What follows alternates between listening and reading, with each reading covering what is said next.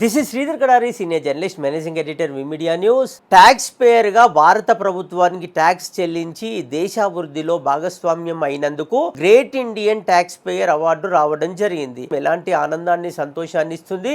హైకోర్టులో న్యాయవాదిగా సేవలు అందిస్తూ ఇండియన్ ఎయిర్ ఫోర్స్ లో అధికారిగా సేవలు అందించిన ఎల్వి ఉమామహేశ్వరరావు గారు ఉన్నారు. ఆయన అడిగి మరిన్ని వివరాలు తెలుసుకుందాం.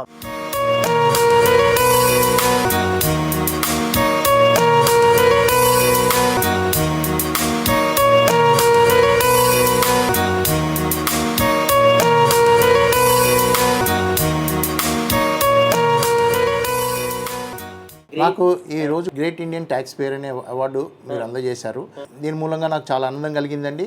ఎంతో స్ఫూర్తిదాయకంగా ఉంది. నా బాధ్యత ఇంకా పెంచింది.